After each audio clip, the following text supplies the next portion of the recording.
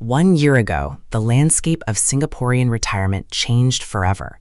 The special account closure for those aged 55 and above wasn't just a policy shift. It was a fundamental reconfiguration of how your wealth compounds. Many felt a sense of loss, but 12 months later, the data reveals a more complex reality. Are you actually losing money, or are you just looking at the wrong ledger? Today, we peel back the layers of the new CPF reality, from the $8,000 wage ceiling to the skyrocketing enhanced retirement sum. This is the truth about your golden years. The special account was the holy grail, 4% interest with the ability to withdraw at any time after 55.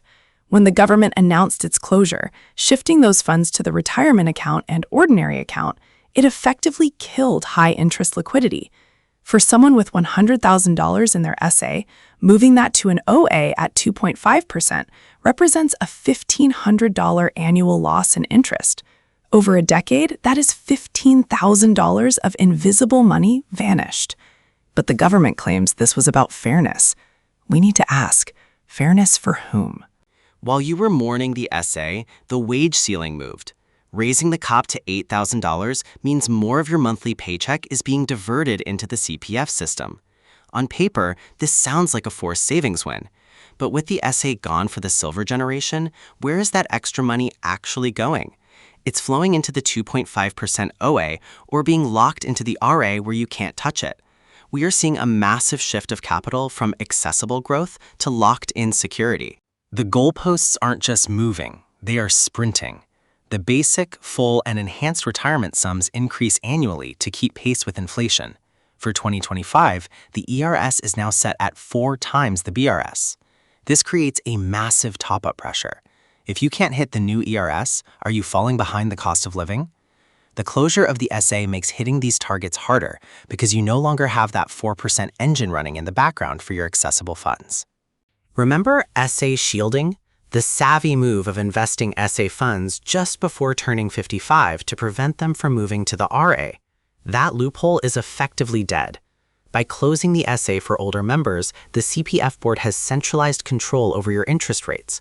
You can no longer game the system to keep 4% liquidity. We have to pivot from loophole hunting to structural optimization. You need to understand the new hierarchy of accounts to survive this. But wait, is it all bad news? The retirement account still pays 4%, and the first $60,000 of combined balances earns an extra 1%.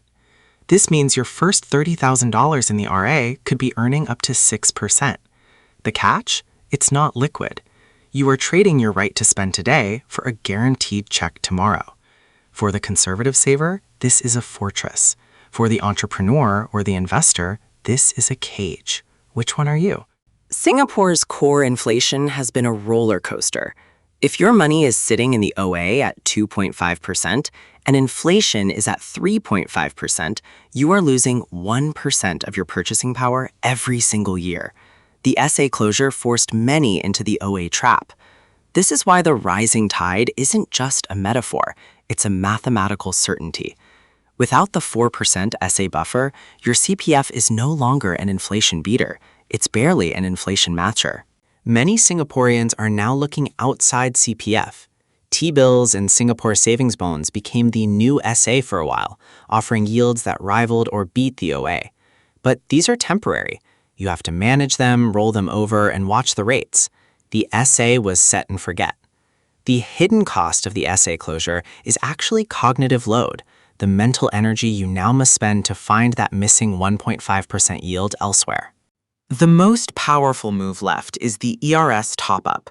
By moving the cap to 4x the BRS, the government has given you a larger bucket to earn 4% interest, if you have the cash.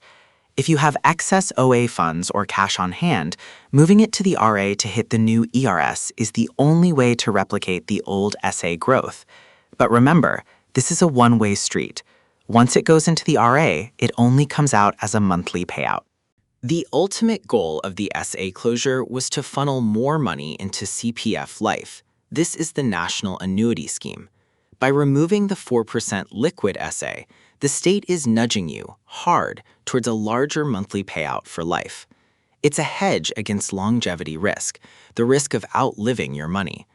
In a world where we live to 90 or 100, that 4% liquidity you lost at 55 might be the price you pay for a guaranteed check at 95.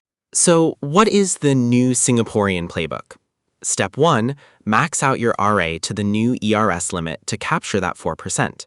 Step 2, use your OA for low-risk investments like T-bills only if the spread is significant. Step 3, view your CPF as the safe floor and look to private equities or REITs for your growth ceiling. The SA closure was a signal. The era of high-yield, low-risk liquidity is over. You must now choose between growth or security. You can no longer have both in one account. Are you losing money? If you left your SA funds to rot in the OA, yes, you are losing to inflation. But if you've pivoted to the new ERS limits and optimized your remaining cash, you've simply traded flexibility for a larger safety net. The shield still holds, but the tide is getting higher. Your retirement isn't found in a single account anymore. It's found in your ability to adopt to the new math. Don't let your wealth stagnate. Recalculate, reallocate, and stay ahead of the tide.